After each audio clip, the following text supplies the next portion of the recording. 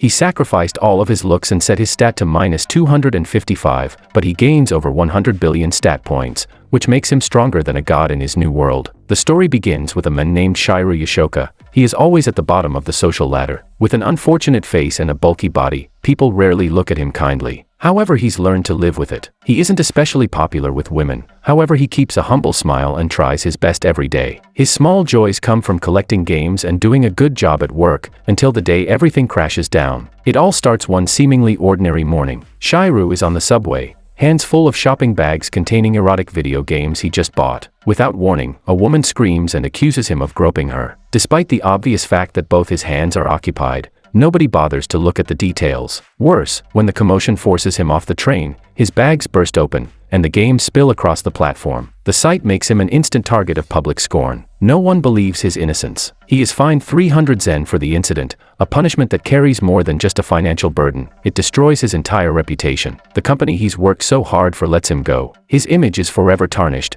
and his already lonely life turns into isolation. Years later, the girl who accused him is revealed to be a habitual liar, known for making false claims against men she deems unattractive. Because she is a minor, she faces no real consequences, just a restraining order. However, by then, the damage to Shigeru's life is irreversible. His anger festers. He becomes a recluse, withdrawn from society. 6 years pass. Unemployed, broke, and living off his parents, Shigeru spends his days reading dark online articles about human experiments, conspiracies, and disappearances. He feels like a useless waste of space, less valuable than livestock. More than once, he wonders if it wouldn't be better to just disappear. One night, he comes across an odd online article. It claims to offer a gateway to another life in another world. With nothing left to lose, Shigeru decides to follow the bizarre instructions. He turns his computer to face north, opens the window, raises both hands, and waits. It's ridiculous, however he is desperate, maybe not to escape reality, however to feel like he still has a choice. Suddenly a strange prompt appears on his screen. If you want to experience a new life, keep going. To return, you'll have to pay half your expected lifespan. Assuming it's just a virus or prank software, Shigeru clicks continue. However, instead of closing, a new window opens, one that looks like an RPG character creation screen. He is offered the chance to be reborn as a 16-year-old. With nothing left to care about, Shigeru decides to make a joke of it. When he sees that his appearance stat starts at 5, he cranks it all the way down to -255, the lowest possible value. Doing so unlocks 13,000 bonus points to distribute across other stats like strength, vitality, and defense. Then he goes even further, choosing negative traits to gain more bonuses. He gives himself only 1 point in money acquisition, and adds a curse that makes him lose 10 GP anytime a girl touches him. Worse still, if he ever tries anything indecent, he dies instantly, and painfully. After setting everything, he has over 100 trillion bonus points to spend. However, before he can assign them, a warning flashes, time is up. And just like that, Shigeru vanishes. When he opens his eyes, he finds himself in a strange, unfamiliar place. His body feels different, however he is still just as ugly as ever. Confused, he checks a nearby mirror, and to his shock, his stats are real. The power granted by his grotesque appearance is overwhelming. Before he can process everything, 3 others appear, 2 girls and a boy, all around 16 years old and dressed in nothing but underwear. One of the girls is visibly cold, and the boy offers her a shirt, however she refuses. Even in a different world, it seems, ugly guys like Shigeru still get rejected. The handsome guy introduces himself as C. The blonde girl gives her age but no name, while the last girl introduces herself as Seika. Shigeru, although looking older and beaten down by life, also claims to be 16. The group quickly realizes they all ended up in this world after following the same instructions online. Still distant, Shigeru drifts away from the group and opens a dresser drawer, finding a coin. He remembers that his money acquisition stat is so low, even luck won't help him. The group soon finds 7 coins in total, an awkward number to split among 4 people. Seika quickly points this out, hinting that someone might have kept an extra one. Knowing he has one in his pocket, Shigeru says he doesn't need it and lets the others divide the rest. In return, he asks for the axe. However, Seika tells him to keep his hands off other people's stuff. When C says Shigeru will just fail if he goes off on his own, Shigeru doesn't understand. C then admits he has communication problems and doesn't want to make the same mistakes in his second life. He wants to help Shigeru avoid the same fate, so they settle things the old-fashioned way: rock, paper, scissors. Shigeru loses every round and ends up with a staff. C offers a handshake, however Shigeru refuses. He doesn't want to get hurt again. He's chosen to be hideous in exchange for overpowered stats, and now he plans to go it alone. But before he can leave, the group spots their first enemy, a goblin. While Seika jumps in fear, C leaps forward and dispatches it with one clean swing. More goblins approach, and C quickly assigns roles. Seika fires from a distance, Shigeru supports her, the blonde guards the left, and he takes the right. Shigeru, still disoriented, does nothing until a goblin slams him from behind. Furious, he counterattacks, only to realize he's weaker than he thought. Then it hits him. He never actually assigned any of his 100 trillion points. Even so, when he blocks an incoming hit and retaliates, he immediately jumps to level 31 due to the system's broken mechanics. He quickly dumps all his points into every available stat, crashing the system temporarily. When it comes back, he has become a god. Goblin attacks feel like mosquito bites. He flicks enemies away with a finger, savoring the sensation of power he never had in his old life. Meanwhile, Seika is still fumbling with her bow. C has already killed 16 goblins, the blonde 13, while Seika has 0. Seeing her struggle, Shigeru decides to help. He crawls over and takes the bow, claiming he has bowstring syndrome. Out of nowhere, the bow speaks to him telepathically, instructing him to string it. He does it with ease, remembering all those tutorial videos he'd watched as a shut-in. Seika, impressed, hands him an arrow and asks him to shoot. Careful not to touch her and trigger the 10% HP penalty, he uses an archery skill to launch the arrow. It disappears into the woods. A moment later, a massive magic circle forms in the sky. A dragon emerges, annihilating the goblins in one shot. Embarrassed, Shigeru lies and says he used to be in the archery club. He hands the bow back, and Seika begins firing rapidly, however still misses every shot. Shigeru helps again by turning a stick into a bunch of arrows, which she wastes just as quickly. Luckily, C and the blonde are strong enough to clear a path to the nearby city of Ira. By the time they arrive, everyone is starving. The blonde girl dashes toward a burger stand, followed by the others, except Shigeru. He stays back, staring at his reflection in a fountain. For the first time, he wonders what he is really hungry for. A stray cat approaches, and he reaches out, however hesitates. If it is female, he'd lose 10% of his HP. Just then, Seika appears out of nowhere, startling him so badly he falls into the fountain. She brings him a burger as thanks for helping with her bow. However, when he reaches for it, his finger brushes hers. The penalty kicks in. He takes 58 trillion points of damage, enough to obliterate 300 Earths. The burger flies from his hands and splatters against the wall. Seika looks crushed. Shigeru, mortified, tries to apologize, leaning on his old sales experience. He tells her it was her beauty that made his hand shake. Seika laughs and gives him the burger from her own bag instead. "You helped me with more than just the bow," she says. "You made me feel useful." Touched, Shigeru accepts the meal, silently wondering if he'll ever be able to repay that kind of kindness. Before he can say anything more, C and the others call out. It's time to move on. So for now, Shigeru Yoshioka decides not to walk alone. Maybe this second life has more in store for him than just power. Shigeru, our big guy, gets pulled into a fantasy world along with a bunch of other people. However, instead of getting cool cheap powers like the others, he's stuck with what looks like a useless skill. He can't earn normal money either, because any income he gets is reduced to 1,000th of its value. Basically, he's broke by design. The first night in this new world, the group needs a place to stay. They end up finding an inn, and everyone pays for a room, except Shigeru. Of course, who's broke? He offers to just sleep in the park. However, one of the girls in the group, Seika, insists she'll cover his cost. She's rich, spoiled, and never misses a chance to remind people of it. However, at the same time, she doesn't want to look heartless. Shigeru protests at first. However, she pulls the whole "don't you want to let a girl pay for you" card and drags him along by the hand. Luckily, she touches him through his clothes, so his strange skill doesn't trigger.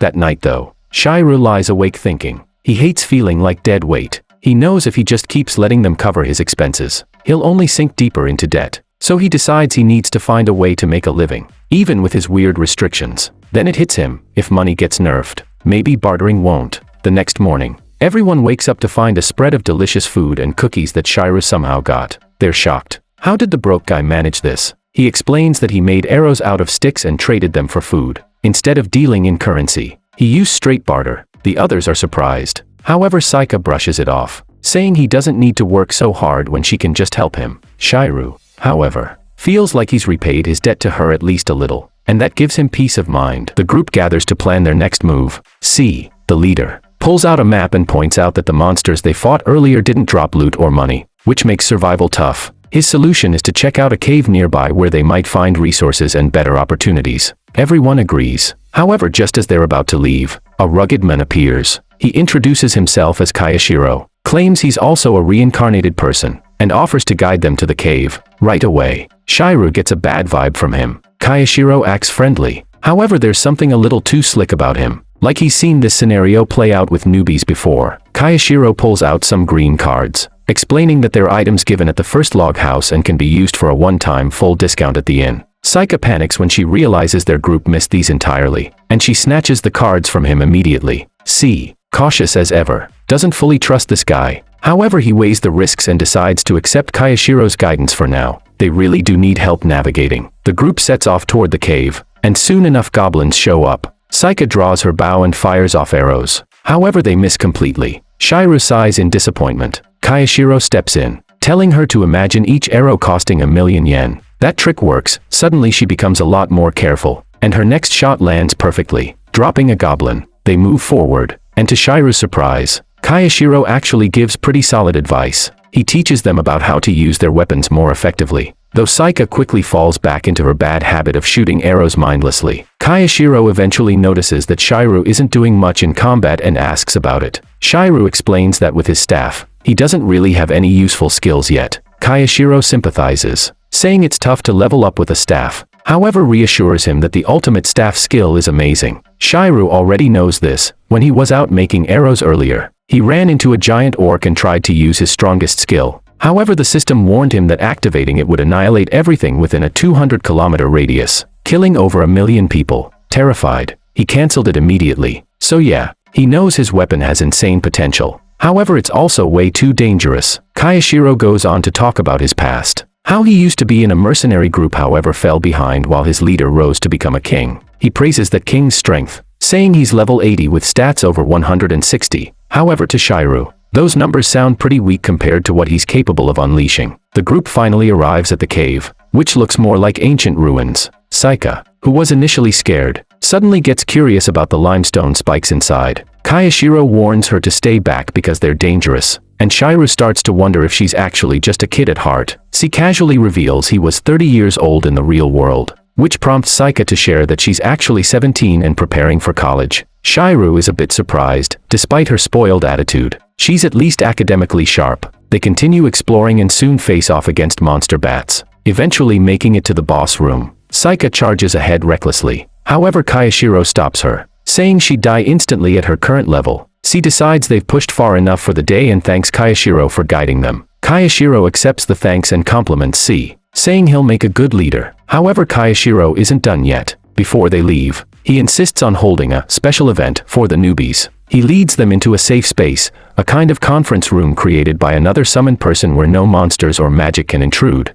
Inside, there are snacks and drinks laid out. On the surface, it looks like a friendly celebration. However, Shigeru's instincts kick in, and he uses his poison detection skill. Sure enough, the rims of the drink cans are laced with sleeping drugs. C, cautious as always, initially refuses the drinks. However, when Kayashiro acts all sad and betrayed, he apologizes for doubting him and agrees to join in. Shigeru is quietly disappointed that C's kindness makes him so gullible. However, he doesn't let it show. As everyone eats and drinks, Shigeru keeps distracting them with conversation while subtly casting antidote magic to counteract the poison. He brings up what everyone was doing before coming to this world, and the mood instantly drops. It turns out every one of them ran away from something in their past lives. Shigeru feels the weight of it himself. However, C decides to open up. He reveals that in his old life, he dropped out of school and started a company called Success Life. Shigeru suddenly recalls visiting that company once as a salesman, trying to pitch an expensive copier. The CEO he met then looked a lot like C. Turns out,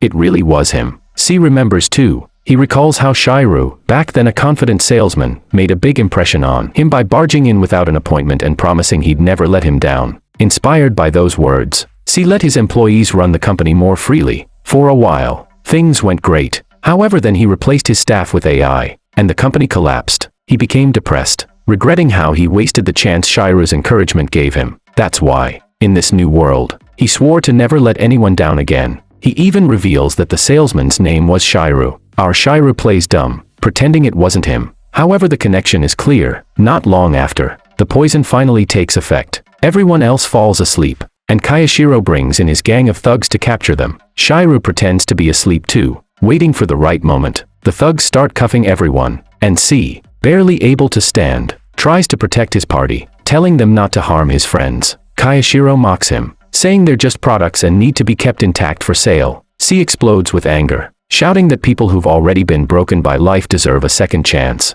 not to be exploited further. However, the thugs slam him into a wall like it's nothing. At that point, Shigeru decides it's his turn. He jumps into action, throwing his massive body onto the bandits and crushing them under his weight. He doesn't even need attack power, just physics. He yells for C to grab the girls and run while he holds the line. However, C refuses to abandon him. The thugs keep swarming, punching him uselessly, until one jams fingers up his nose. It's chaotic and ridiculous. However, Shigeru keeps bouncing around like a wrecking ball, flattening them. Then suddenly, a bright light flares from C's hand. He declares that it's the light of truth, a skill tied to the oath he wrote in his special note, that he would never let his friends down. If he ever breaks that promise, he'll pay the price himself. The thugs freeze, caught off guard, and even Kayashiro is shaken. C's determination lights up the room, and for the first time, the party sees just how much strength lies behind his calm, kind exterior. And that's where things leave off, Shigeru proving his worth not through fancy skills or stats, however through stubbornness and sheer presence, and C revealing a hidden power born from conviction rather than raw numbers.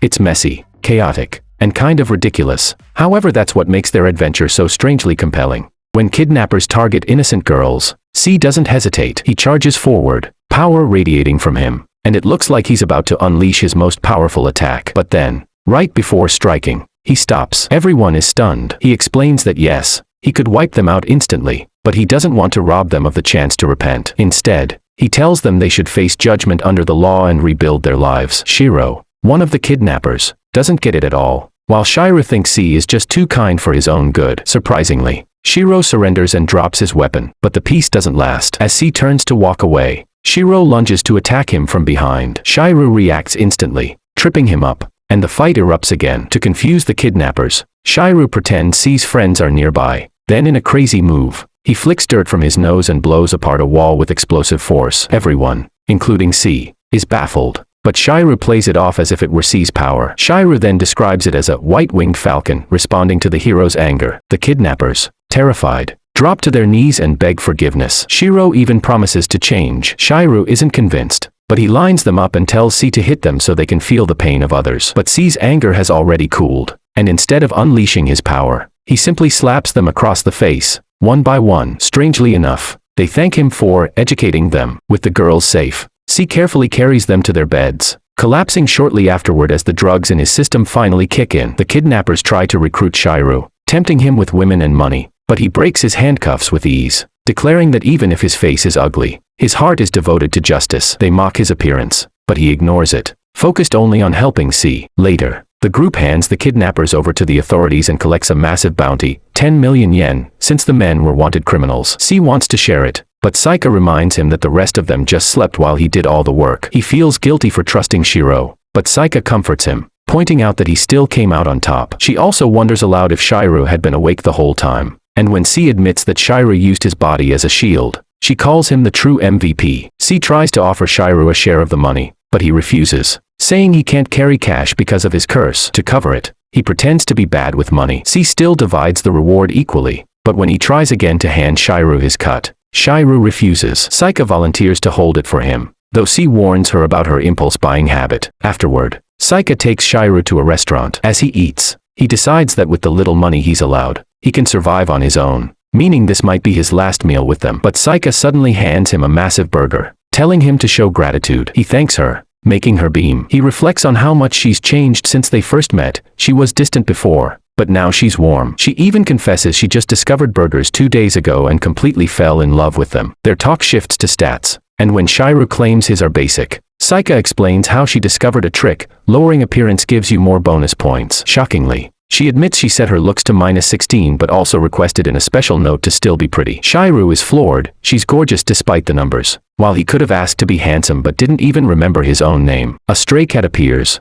and Seika lights up. She's never been this close to one. He encourages her to pet it, but as she gets up, she stumbles. He rushes to catch her, but she recovers smoothly and asks why he looks so flustered. He brushes it off as just exercising. Watching her, He realizes that when she once wished to become pretty, she had touched her hand instead of her face, meaning she must have suffered some kind of illness that affected her limbs. The thought moves him deeply. Shigeru remembers his absolute god title and wonders if it's his duty to protect her. When Seika knocks on the restroom door asking if he's okay, he decides she must have lived a sheltered life before and might be vulnerable to bad people. From now on, he'll protect her no matter what. Back with the group, they decide to choose jobs to prepare for battles. C naturally declares himself a hero. Ritsu chooses mage, and Shigeru is nudged toward Epicfighter. Seika interrupts, insisting she wants to be a hero too, but eventually settles on being a mage after all. She proudly shows off her new outfit, and Shigeru compliments her, relieved she gave up on being a hero. The group plans their next destination, the Principality of Valyria. C also warns them not to waste money on snacks, which hilariously makes Seika emotional. She asks Ritsu if she'd like to jump rope, and Ritsu hesitantly agrees. At the park, Seika tries to bond with her. Shigeru, remembering their earlier trip to the weapons store where he convinced Seika to buy a skipping rope instead of a weapon, secretly watches from the bushes as the two practice together. Ritsu quickly shows surprising skill, even jumping so high she stuns everyone. When they surround her with praise, Seika suddenly bursts into tears. Shigeru steps out of hiding, and onlookers mock his appearance again, but Ritsu defends him, saying he's her party member. He gently tells her she should have at least answered Seika instead of ignoring her. Ritsu runs off apologizing, but later, Seika receives a heartfelt message from her thanking her for the nickname Leeds and asking to be friends. The moment strengthens their bond. Ritsu then takes Shigeru aside, apologizing again, but this time she reveals something shocking. She knows his real last name isn't Sasaki. She knows he's the salesman C once mentioned back in their original world. Shigeru freezes, realizing his identity has been discovered, and just like that, the story ends on a massive twist. Imagine you're just talking with someone casually, and out of nowhere, they call you by a name you've been hiding this whole time. That's exactly what happens here. Shigeru, who's been going around under a fake last name, suddenly hears Ritsu call him out. She flat out says, "Your last name isn't Sasaki, is it? You're actually Yoshioka." Instantly, his stomach drops. How does she know that? He's been keeping his identity under wraps, and nobody in this world should have had a clue. Seeing the shock on his face, Ritsu calmly explains, she has a special ability called Details. It's tied to something called her Special Notes, and with it, she can actually read other people's status windows. Basically, she can peek at the digital blueprint of who someone is, their real name, their stats, even hidden things they'd never want exposed. For Shigeru, this is terrifying. If she saw his status, then she knows everything, his absurd god-tier power, but also his embarrassing weaknesses, especially the one where he completely freezes up around women. If word got out, he'd lose the carefully built mask he's been keeping up, but Ritsu doesn't push him about that. Instead, she changes the subject,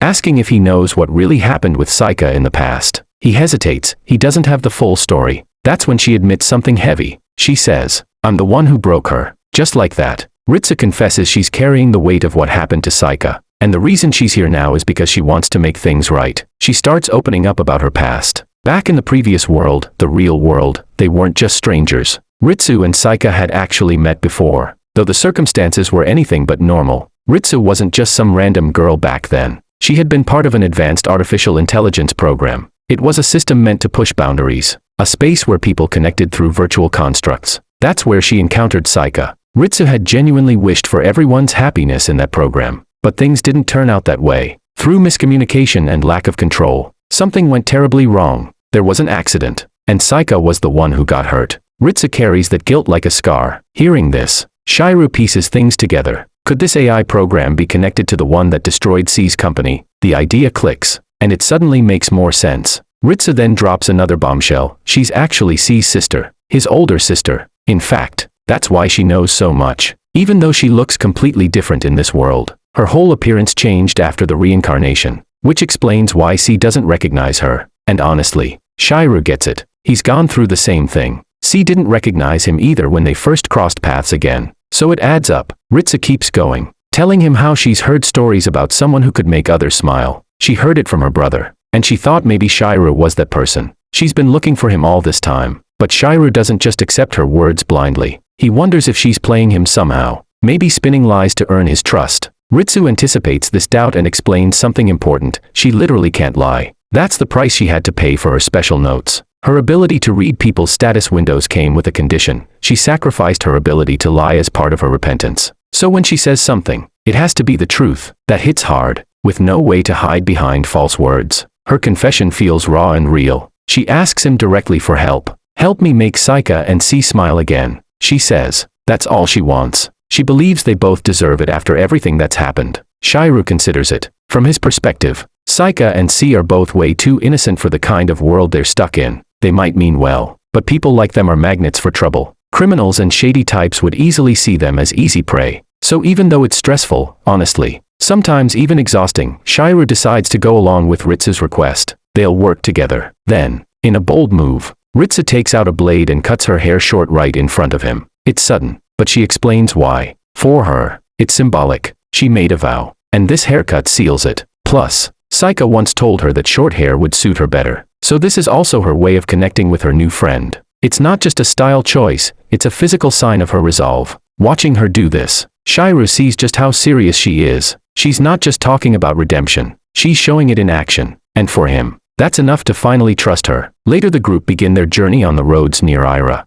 Monsters roam freely, and for newbies, it should be terrifying. Seika tries to help with her magic, but she's still learning. Her spells are clumsy and often backfire, which frustrates her. Still, the group cheers her on. Ri rains arrows from above with deadly accuracy, while C keeps everyone calm, making tactical calls like a seasoned leader. It's chaotic, but somehow they win. The victory gives them confidence, and Seika finally starts to feel like she's actually useful. As the sun begins to set, C suggests they camp for the night. They find shelter under the roots of a massive hollow tree, a rough spot, but it saves them a couple of days compared to taking the main road. Setting up camp turns into a whole little adventure in itself. Seika is overly excited because it's her first time camping out like this. She takes charge of sweeping and cleaning the area, practically bouncing with energy. C, never missing a chance to tease, asks her if she'd rather build the fire or go fishing. She chooses fishing without hesitation, which makes Shigeru groan. He feels like he accidentally signed up for summer camp instead of an epic quest. It gets worse when Seika gets the fishing hook tangled in her own cloak. Classic Seika move.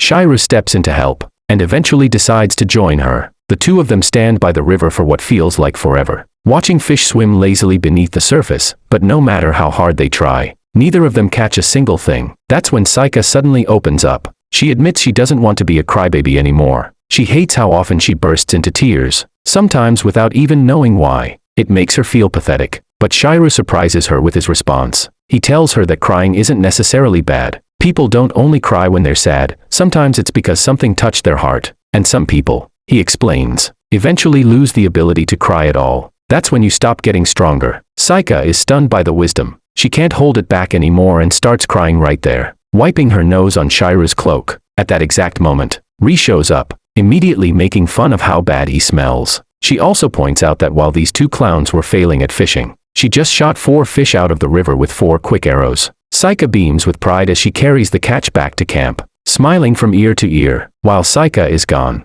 Ri lingers by the river with Shigeru. She casually mentions that Seika always smiles more when she's around him. In fact, she thinks her brother might be right. Shigeru has a special way of making people happy. Shigeru gets flustered, insisting she's been praising him too much lately, but Ri pushes back. She tells him that being around him makes her feel like everything will turn out fine, and she means it. Still uncomfortable, Shigeru excuses himself and starts heading back to camp. That's when Ri asks him to keep her identity secret from the others. If they find out, she's convinced the group will split apart. Shigeru reluctantly agrees, and they rejoin the others. Back at camp, Seika has cooked up a simple porridge made of oatmeal, veggies, and barley. Shigeru takes one look at it and is hit by an overwhelming wave of nostalgia, as if he's back in his old world. The meal might be humble, but it connects everyone together. Seika copies Ri's habit of blowing on her spoon to cool it, and they share a quiet laugh. During the meal, Shigeru asks C about their bigger purpose. Should they be aiming to take down the Demon King or something like that? C admits he honestly doesn't know. This world doesn't seem to have a clear quest,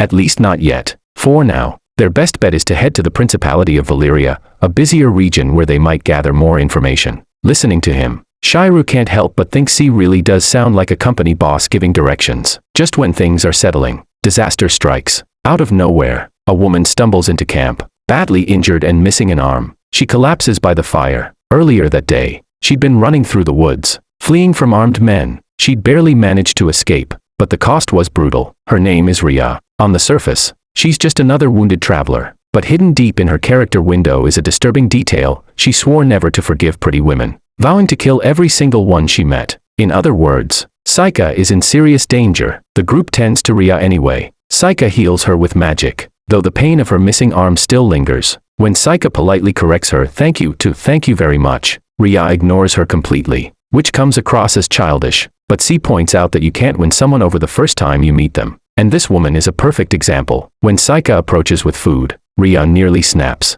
She tries to grab a weapon, but Ria had already disarmed her beforehand. Suspicion fills the camp. Ria explains she'd been part of a group that got attacked, but Shigeru doesn't buy it. C insists they'll protect her on the way to Valyria. Ria hesitantly accepts, but when Seika agrees, it triggers her again. The mere presence of a pretty girl drives her to the edge. Later that night, Ria asks Seika to escort her to the river for water. Seika, ever trusting, even hands Ria a sword for protection. Shigeru wants to follow, but C stops him. He argues that Seika is old enough to handle herself. Still, Shigeru can't shake the bad feeling. With his insane agility, he blurs back and forth between camp and the river so quickly that his body practically vibrates. Eventually, he knocks C out with a sleep skill and heads off. At the river, Ria finally reveals the truth. She admits that her hatred of beautiful girls stems from her past life, where she was abandoned by her boyfriend for someone prettier. That obsession grew into something darker, something she carried into this world. It became part of her character window, and now she can't escape it.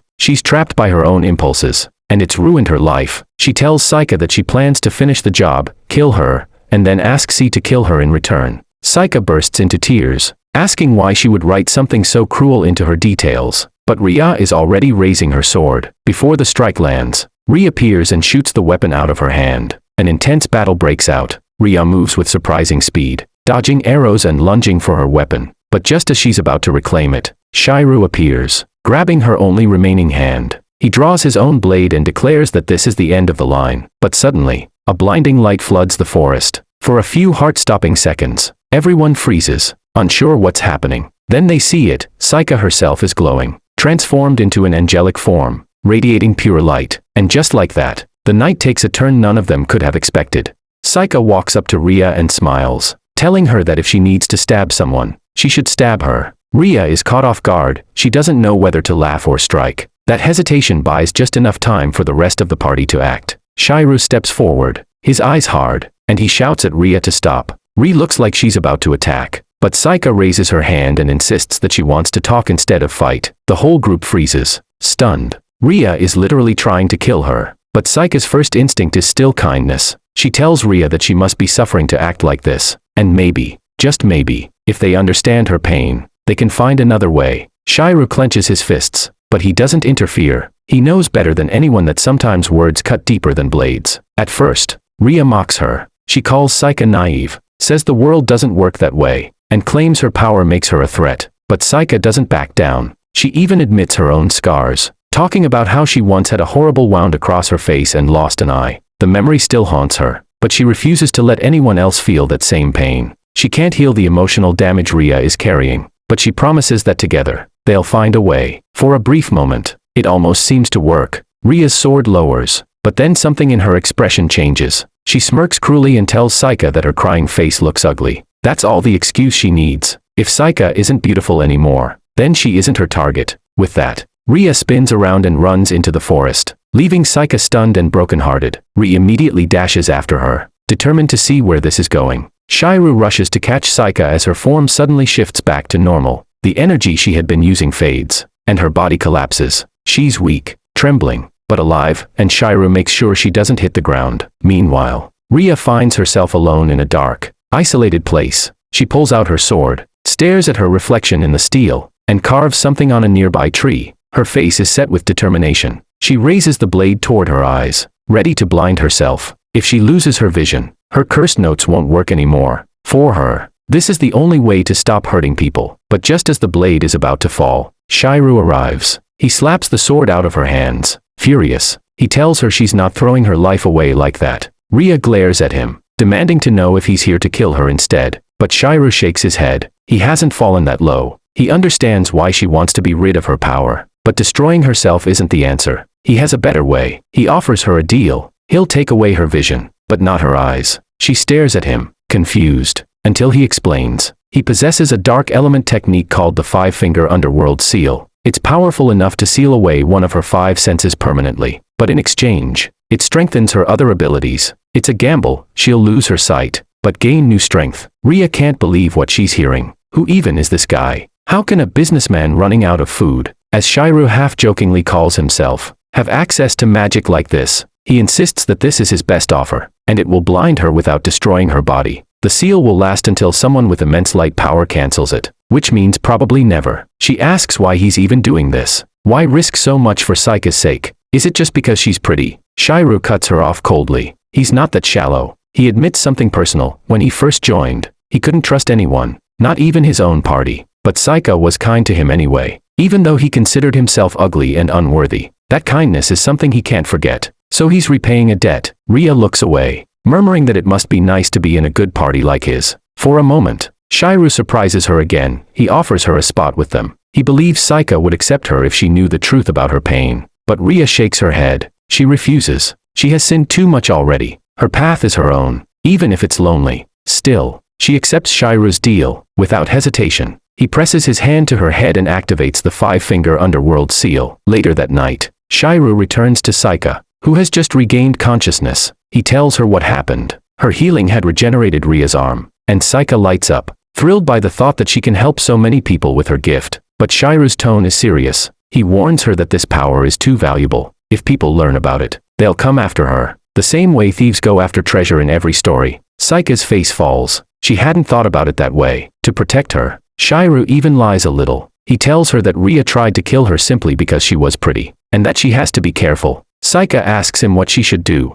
Shigeru advises her not to doubt everyone she meets, but to pay close attention to how they act. That's the way to separate friends from enemies. And if she ever finds herself in real danger, she should shout for him. He promises he'll always come. The sincerity of his words makes Seika's eyes well up. She stretches out her hand for a handshake. Shigeru knows this will hurt him. Seika's touch causes him immense damage, but he doesn't hesitate. He takes her hand anyway, fighting through the burning pain to grip it gently without crushing her fingers. For Seika, that small gesture means everything. By the next day, Ria has already left. Shigeru gathers the party and brings them to the tree where she carved her final message. The note is simple but heartfelt. She thanks Seika for healing not only her body but her heart, and she promises that if their paths cross again, she will fight alongside her instead of against her. Seika can't hold back her tears as she reads it. C mutters that they should have seen her off properly, but Shigeru shakes his head. Ria left smiling, ready to forge her own path. That's enough. With that, the group turns back toward their goal, the city of Valyria. On the road, excitement returns to the party. C and Sulka chatter about the adventure awaiting them in a new place, but Ri is distracted. Remembering what Shigeru confided to her last night, he revealed that he sealed away Ria's eyesight to stop her from ever attacking girls again. Ri was shocked. Even more shocking, she realized Seika's transformation wasn't mentioned anywhere in her special notes. Yet C's notes were embarrassingly detailed about his own transformation, and even remembering them makes her shiver. Shigeru presses her further. He wants those details written down. He believes C's transformations could have weaknesses, and knowing them could be crucial later. Ri hates the idea, but reluctantly agrees, especially when Shigeru reminds her of C's vow to see the world before deciding on their final goal. Shigeru already has a plan for what that goal should be. He believes C should become a king. After all, Kaiohiro the scammer once mentioned that even outsiders can rise to royalty here. Shigeru thinks it's perfect. Seika is innocent and pure, but she doesn't understand the real world. C, on the other hand, has seen its darkness and still kept his heart intact. That balance makes him the ideal ruler. Ri argues that Shigeru could be king too, but he laughs it off. His own income is terrible, and he knows he lacks the charisma. C, though, C has a natural magnetism that draws people to him. That's what a true leader needs. Back in the present, the team's new priority is clear. Shigeru and Ri secretly agree to support C and Seika's growth, leveling them up as much as possible, and as luck would have it, a massive horde of monsters blocks their path. Perfect opportunity. C rallies everyone. He declares that they'll break through the monsters and reach the city gates. The group charges forward, but suddenly C stops, claiming he needs to tie his shoelaces. Seika believes him instantly and dashes ahead. Shigeru rolls his eyes but protects her with a wind wall as she runs. When he looks back, he nearly groans. C is standing there screaming like Goku, preparing to transform into his Super Saiyan-like angel form. Shigeru thinks the whole shoelace act was pointless, but then remembers, every time C transforms, his clothes rip apart, and they're expensive. Sure enough, C carefully removes and folds his outfit before resuming the screaming. Shigeru turns back to the battlefield and sees Seika struggling. He decides this is the perfect chance to help her level up. He leads her and Ri to some ruins for safety, but the monsters climb the walls after them. Ri suggests knocking them back, and Seika follows her lead. Shigeru casts divine blessings, boosting their stats so they can fight without fear. His strategy is clear: keep the monsters busy but don't kill them outright. The goal is experience,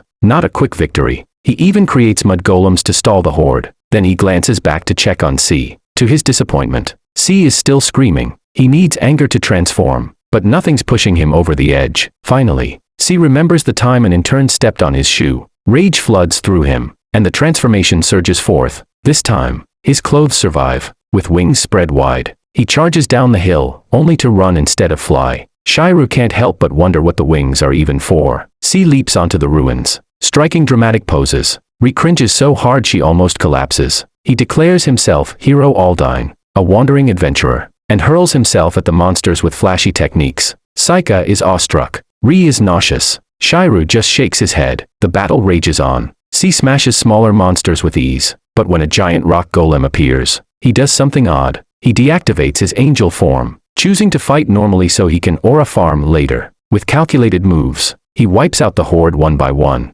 then disappears into the smoke. Moments later, he returns in his regular form, as if nothing happened. Seika gushes about how amazing Hero Aldine was, never suspecting it was C the whole time. C beams at the praise and secretly wishes the others would admire him too. Shigeru, though, isn't so sure anymore. Turning this narcissistic idiot into a king suddenly feels like a dangerous gamble. As soon as they arrive, Seika bounces in, full of energy, declaring herself Aldean, the wandering hero, with all the gusto of someone who has no concept of caution. Shigeru watches her with a mix of amusement and exasperation, wondering if he should really be putting a metaphorical crown on this kid's head. But before they could process much, they notice one of the first surprises of Valyria, a job center situated conveniently right next to the castle. Shigeru immediately sympathizes with all the corporate slaves milling about, realizing that even here, society has its mundane burdens. This is a world of opportunity and danger, and he knows that for his party to survive and thrive, they'll need more than just raw power. Their first practical task is returning the pack animal they rented. The shop owner, misunderstanding Shigeru's size and demeanor, mistakes him for one of the beasts. His outrage is palpable, and it terrifies the poor merchant. C calmly clarifies the situation, explaining that Shigeru is actually a person, not an animal, which only further frustrates the big guy. Meanwhile, Seika, wandering around, notices an animal with a grumpy face uncannily similar to Shigeru. Shigeru grimaces at the comparison, but Seika, as usual, finds it adorable. She's incapable of seeing anything as unappealing, always finding cuteness in the strangest things. Shigeru notes that girls really do have a talent for seeing charm in the unlikeliest of places. As they explore the city, Seika's fascination with every little item keeps Shigeru on his toes. She's marveling at plush toys at street stalls, pointing out the delight she finds in the simplest things. While Shigeru's mind is already thinking about survival and strategy, he knows that even though this world seems wonderful, they need money to live, and monsters don't conveniently drop coins. His mission as an all-powerful being is to guide Seika and C without overstepping, making sure their naive curiosity doesn't get them into real danger. Using his powers overtly could make life too easy, and in doing so, could spoil them or draw attention to himself. Instead, Shigeru needs a cleverer plan. That night, while staying in an inn, Shigeru and C discuss practical survival. C reveals he asked around and discovered that the path to living decently here requires ordinary work. Jobs pay around 2,000 ras a month, roughly 200,000 yen, which is considered a decent living standard. Shigeru is unimpressed. Hunting monsters seems far more appealing than punching a clock. Still, C insists that high-paying jobs exist, though they are either shady or require skill beyond their current abilities. Examples include a detective's assistant paying 10,000 ras, a company secretary paying 15,000 ras, and even a garbage collector making 28,000 ras. Shigeru can't help but wonder what kind of garbage is worth that much, and he can picture Seika diving headfirst into one of these traps without a second thought. C's analysis is practical. Ordinary jobs pay just enough to survive, while high-paying offers are often suspect. They all agree that information is the ultimate currency, and the best way to find lucrative opportunities is to observe where the wealthy and unusual congregate. This leads them to the city's grand casino the next night, a place where fortunes are made and lost,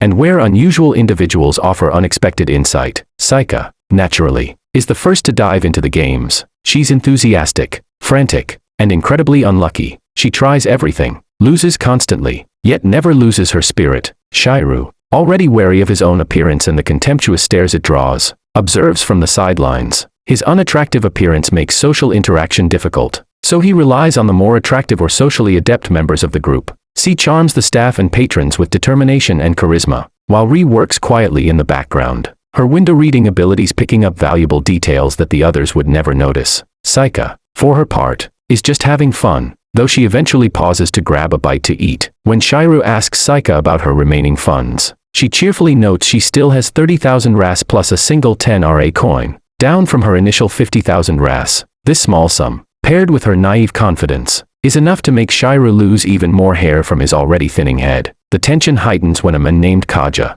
the casino manager, approaches Seika. Without any shame, he inquires if she is wealthy. She responds with innocent pride, unintentionally confirming his assumption. Shigeru instantly regrets not teaching her to conceal such details. Kaja, a sharp observer, recognizes Seika's carefree playstyle as the behavior of someone rich and influential. He sees an opportunity. He invites her for a private conversation, where a servant brings her hot cocoa in a room that oozes affluence. Kaja praises her boldness in gambling, calling it the audacity of a true tycoon, and Seika is delighted. He then offers her something called the Golden Extra Stage, an exclusive VIP service for regular patrons seeking more thrilling games. Usually, enrollment and annual fees cost 20,000 RAS, but for Seika, he offers a temporary discount and promises never to charge her again. The offer is tempting, but Shigeru remains suspicious. Kaja's silver tongue is smooth, his charm calculated. The boy wisely advises Seika to consult C before agreeing, and she obliges. Kaja, unconcerned, assumes that if she has a wealthy friend like Shigeru, he must be just as capable of handling this responsibility. Seika's agreement confirms Shigeru's cautious anticipation. This man is far from ordinary. After leaving the office, Ri joins them, her expression troubled. She warns Shigeru about Kaja's true nature, revealing unsettling details she discovered from her window reading. His special notes declare he will never be deceived again, and he intends to destroy the rich, stripping them of everything and pushing them straight into hell. Shigeru processes this with a mix of horror and fascination. This isn't just a cunning manager. This is a reincarnator with dangerous motives. Ri admits that even an absolute god might not match his abilities, and that his skill in detecting lies may trigger other, more lethal powers. Shigeru realizes the casino is not merely a place of wealth and frivolity, it's a multi-million crime network. Their initial mission to earn money has inadvertently led them to a formidable enemy. C's analytical mind notes that all high-paying jobs from the job center are connected to the casino, and none of the applicants passed their tests. Only one detective's assistant managed to get a position, tasked with observing high rollers, but that person has now gone missing. His home was reduced to an empty lot for sale, his family record erased, and the city hall refused to process a missing person report, as if he never existed. Combined with Kaja's threatening notes, Shigeru concludes that the manager likely eliminated anyone who posed a threat or who knew too much. He gestures to Ri to reveal what she has found. Confident, she produces an item from behind the casino, a human finger. The gruesome discovery confirms their fears. Kaja's influence is lethal, and they're only scratching the surface of the casino's secrets. Recognizing the imminent danger, Seika volunteers to infiltrate the casino herself. She is motivated not by greed, but by righteous anger. The wealthy patrons targeted by Kaja are innocent in the grand scheme, and she vows to stop him. Shigeru and Ri warn her repeatedly about the risks, reminding her that rich clients are the primary targets, but she is determined. C, surprisingly, supports her wholeheartedly, showing more resolve than Seika herself, cementing the sense that the group's unity is now a powerful weapon. Ri explains that if true evil manifests before her, she will act as an envoy of hell, drawing others into darkness. Shigeru partially transforms in response, acknowledging the magnitude of the threat they face. The following night, Seika dresses elegantly, walking into the casino like a seasoned model. She's rehearsed how to hide the truth without lying, avoiding triggers that might set off Kaja's lie detection. As they enter, Kaja greets them warmly, asking if Seika has made a decision regarding his offer. She agrees on the condition that he presents a game worthy of her skills. Kaja is thrilled, seeing a challenge he enjoys, and leads Seika and Shigeru to the underground VIP area. Outside, C and Ri can only trust their companions, hoping the plan unfolds without incident. Kaja leads Seika and Shigeru down into the underground VIP area of the casino. Shigeru already knows about Kaja's special ability to detect lies, so he figures their safest move is to give away as little information as possible. That's why, when they registered, they only put Seika's name on the pass. Beyond that, he isn't sure what more they can do to protect themselves. Right away, Kaja starts probing. He asks Seika how much she plans to spend today, hinting that maybe she came prepared to gamble 1,000,000 RAS. Seika shoots back, asking if he's underestimating her, and Kaja's mood shifts instantly. He escorts them further inside, into a section that looks nothing like the noisy main floor. The atmosphere in the VIP zone is quieter, more controlled, and Seika finds herself enjoying the vibe. Kaja then introduces them to an employee named Kato, who will be their guide. Kato is nervous from the start, fumbling through his explanation of how things work. Shigeru figures he must be new, but he doesn't have much time to focus on him, because Kaja quickly turns the conversation his way. He asks if Shigeru wants to gamble as well. Shigeru realizes Kaja is testing him, trying to extract information since Seika isn't giving him much. He answers that he has no money, which is perfectly true. While keeping the conversation going, Shigeru activates his skill, Dynamic Vision. It lets him watch the entire room in detail without breaking eye contact. That's when he spots a spy quietly jotting down notes, like how Seika is a flashy young woman with a budget that might exceed 1 million RR. Then Kaja suddenly asks Shigeru if he's strong. Shigeru says yes. Kaja presses harder. Does he happen to be above level 70? Shigeru avoids giving a clear answer, offering something vague that's not technically a lie. Kaja follows up by asking about his stats, and Shigeru tells him he just distributed his points randomly, leaving a lot of zeros in places like magic defense. Again, not exactly false. After all, if you think of it in terms of 1 trillion, of course there are countless zeros. The spy, however, interprets this differently. He writes down that Shigeru must have focused all his points on physical stats, leaving his magic defense weak. That could be a serious vulnerability to exploit later. Before the questioning gets any deeper, an employee comes to fetch Kaja, saying a client needs him. He tells Seika he'll be back and asks if she wants to see something exciting, like monster battles. She casually says she'll think about it. Kaja leaves, putting Kato in charge, though Kato is still fumbling nervously through his first assignment. Shigeru watches as Kaja greets the client, only to be shocked. It's another fat, unpleasant man who looks almost identical to his boss from his old life. For a moment he fears it's really him. His eyes fall on Kaja's notepad, where he notices the phrase, "Liberation Plan." Meanwhile, Seika plays her role perfectly. She throws tantrums, intimidates Kato, and demands to be shown the most entertaining games. Shigeru is relieved. She knows her task is to drag things out and keep Kaja occupied without spending too much. To act on his own, Shigeru fakes a stomachache and asks about the washroom. When Kato offers to escort him, Seika cuts in, reminding Kato he should focus on the customers. That gives Shigeru the perfect excuse to slip away. He drains energy from a guard, knocking him out, then transforms into a bat to move through the casino unnoticed. He tails Kaja to a secret room, sneaks inside, and opens a portal linked to Seika's location so he can instantly return if she's in trouble. Inside, Kaja stands before a statue and begins talking to it as if his parents are listening. He recalls how they once taught him that honesty matters more than money. They were poor, but happy, until a corporation tried to take their home. When his parents refused, the company sent a truck crashing into their house, killing them both. That tragedy twisted Kaja's life. He became an assassin, dedicated to hunting down those responsible. After completing his revenge, he was ready to end his own life, until he got the chance to come to this new world. He believed it was his parents guiding him here.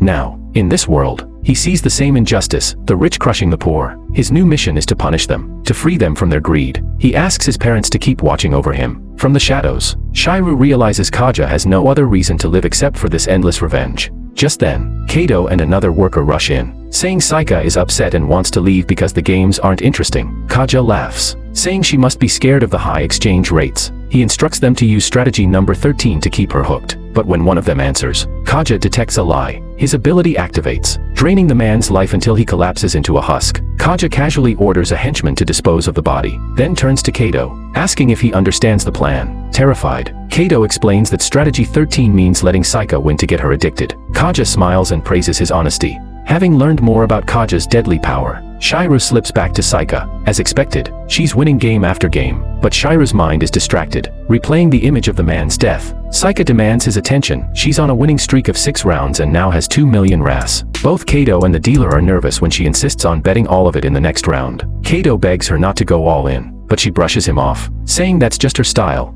The casino, of course, is rigged. They're letting her win, but even so, Kato fears the risk of financial collapse if things spiral. He hurries off to report to Kaja. Shigeru, meanwhile, drifts into another thought. His usual rule, earning 1/1000th of his real income, doesn't seem to apply to casino chips, since they're not technically money. Kaja soon returns, congratulating Seika. Shigeru notices Kato's swollen face, a clear sign he's been punished. Kaja tells Seika that with her talent, she deserves a far more thrilling game. He leads her deeper into the building, into an underground coliseum where cages hold dangerous magic beasts. Kaja explains that monster battles are the casino's ultimate attraction. Patrons can bet on creatures fighting to the death. Seika is unnerved, especially when the roar of one beast echoes through the hall. Kaja calms it effortlessly. Curious, Shigeru asks where these monsters come from, since he's never seen them in the wild. Kaja reveals they are specially created in the casino, shocking him even more. Kaja invites Seika to place a bet, but she is clearly anxious. Shigeru decides it's time to retreat. He drops a hint by mentioning how Seiji would love to see such monsters. Seika catches on, saying she'll head home today and tell C all about the games later. Kaja reluctantly lets her leave, instructing Kato to escort her out.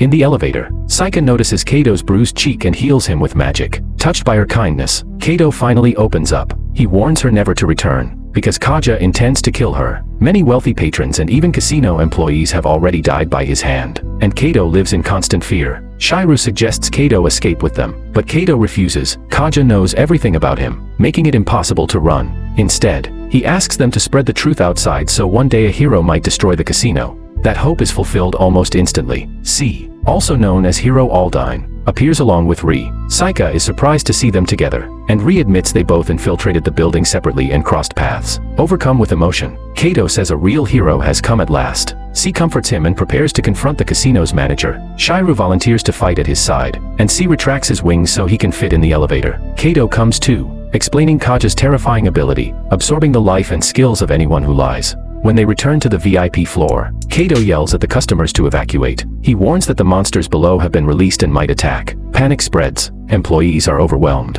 and the crowd rushes out. Kato then leads C and Shigeru toward the basement, but another worker takes the only elevator down first, likely to warn Kaja. That leaves them stranded. At that tense moment, Seika reappears, but now in her angel form. C is shocked, having never seen her true self before. He demands to know who she really is. Seika introduces herself as Elkaran, the Maiden of the Sun, and says she can heal and fight alongside them. C is relieved to have her support, and Shigeru notices the two of them seem perfectly in sync. But it doesn't stop there. Ri steps forward and transforms into a devil. Shigeru is stunned, realizing her true identity, but before he can confirm, she strikes him with a weapon she conjures out of thin air. Desperate to keep her secret from her brother, C, instead of focusing on her identity, marvels at the weapon. Ri explains she can create weapons using her imagination. Impressed, both Seika and C praise her. Flustered but pleased, Ri conjures more weapons and shares them with the group. Soon the elevator returns. The team piles in, ready to descend. Kato wants to join them, but C insists he evacuate. Shigeru convinces him instead to gather evidence of the casino's crimes and expose its ties to the government, which has enabled its growth. Kato accepts this mission and stays behind.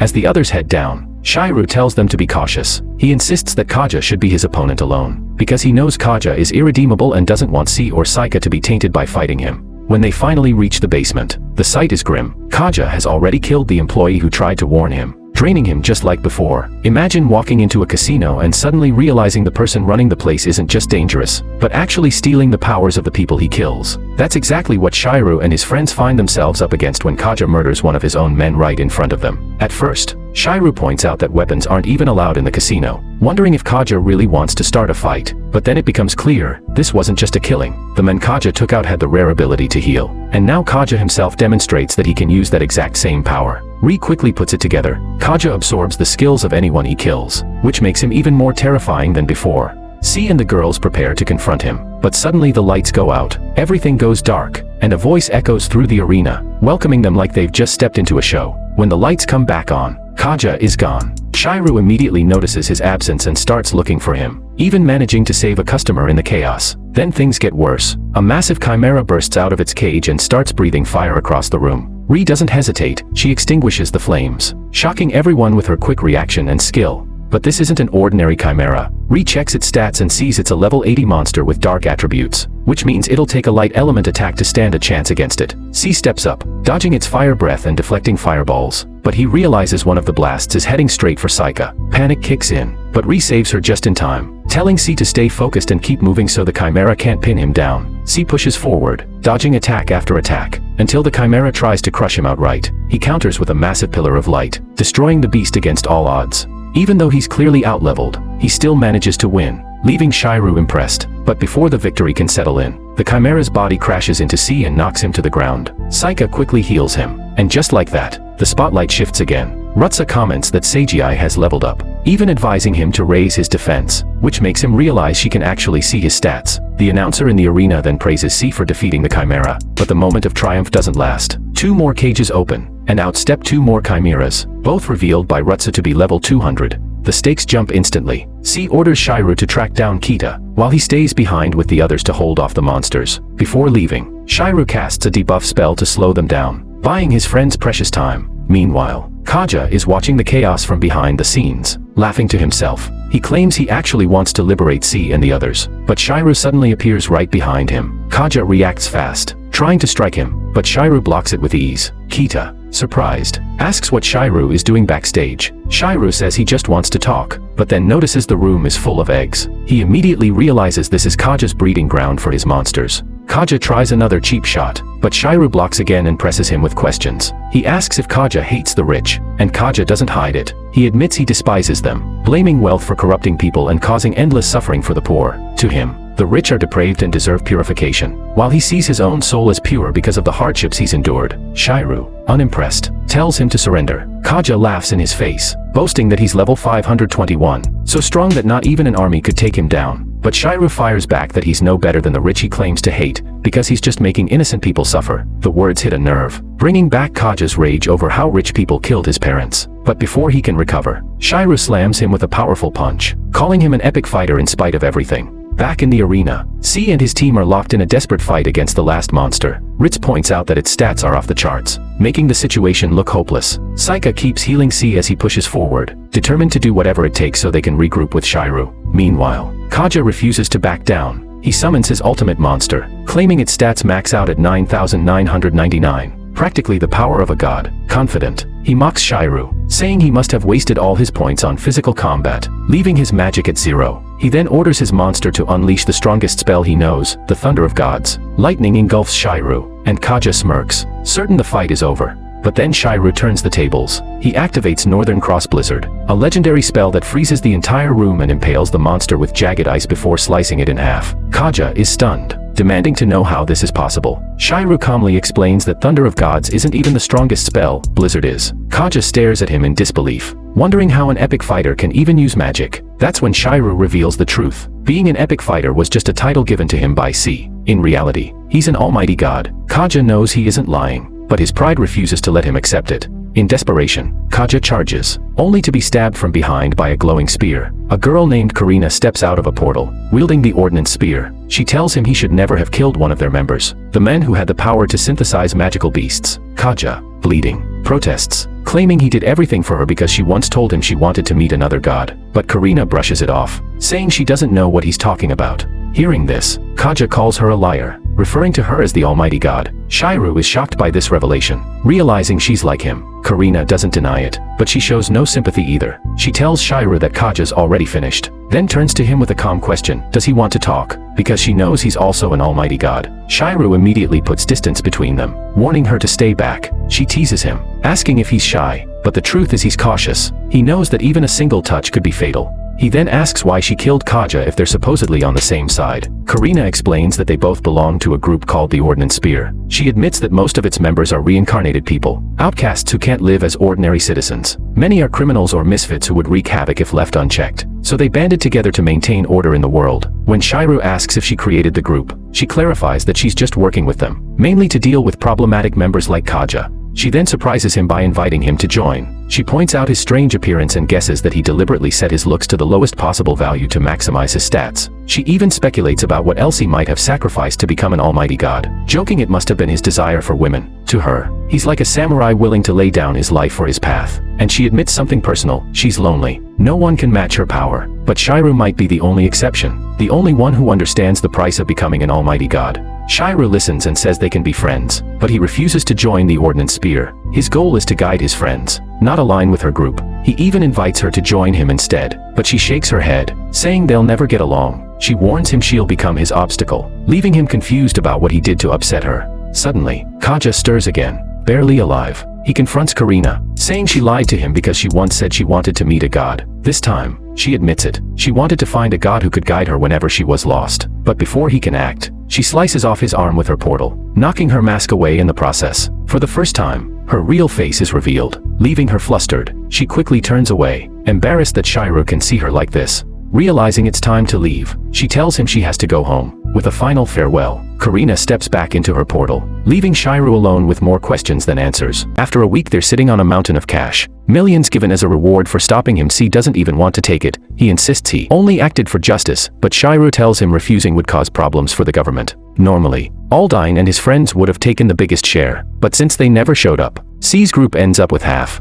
It's a strange ending for Kaja. C reflects that it's ironic he was crushed by the very castle he built. Shigeru, meanwhile, hides a crucial detail. He makes everyone think he died in the collapse, but he never mentions Karina at all. Seika looks at Shigeru and points out the obvious. They're wealthy now. Millions sound like security, but C reminds everyone that money can vanish instantly if you don't know how to use it. He hands the funds to Seika as party strengthening money, and she's determined to spend every last bit making them stronger. Shigeru agrees. It's a smart plan. The next day, Shigeru sits with C and explains something serious. He tells him about the Ordnance Spear, the organization he suspects could stand in their way if C wants to become a hero. He shows C their flag, explaining it was tied to the spear they saw earlier. His advice is clear. They need to start asking questions and gathering information. Just then, Ko appears and casually calls C a hero. C admits he's actually Aldine, though Shigeru knows Ko already figured it out long ago. Ko reveals that the wealthy man they rescued from Kaja's casino is looking for an escort back to his hometown. This isn't just anyone, he's the president of a weapons company. His name is Sakurai. The moment Shigeru hears it, he freezes. Sakurai is his old boss from his previous world.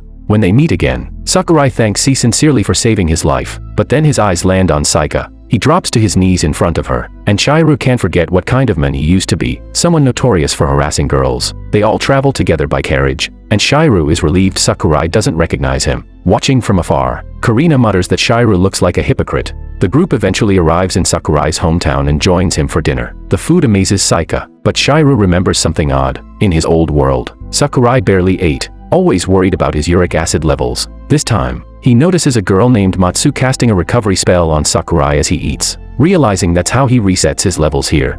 The conversation shifts back to the Ordnance Spear when C shows Sakurai their flag. Sakurai doesn't recognize it, but he suggests one of his employees might know more. The next day, a man named Saburo greets them at Sakurai Weapons Company. He proudly shows them around, explaining how they make blades so sharp they can slice a tomato in one swipe. Seika is fascinated, and Saburo tells her she can watch more demonstrations at their live sales event. She eagerly heads there with Ri, while C takes the chance to question Saburo about the flag. Saburo admits he doesn't know much, but he recalls one strange order. A group once requested 1,000 custom spears while wearing cloaks with a similar design. After delivering them, he tried to check their home, but it was abandoned. He says he's never heard the name Ordnance Spear, though. Before they can press further, Ritz interrupts, saying something happened to Seika. They rush over, but it turns out she's just showing off in the live demonstration. Saburo is so impressed that he even offers her a job. That night, C brings up something new. He wants to start a company for the party's future. He explains that with this much money, moving around is tricky. They can't trust the financial institutions here, and building their own organization could help them uncover the truth about the Ordnance Spear while recruiting allies. Shigeru pushes back immediately. It's too risky, he says. He also reminds C about his special notes, the mysterious restrictions each of them carry. If one of their members betrays him, C won't be able to retaliate.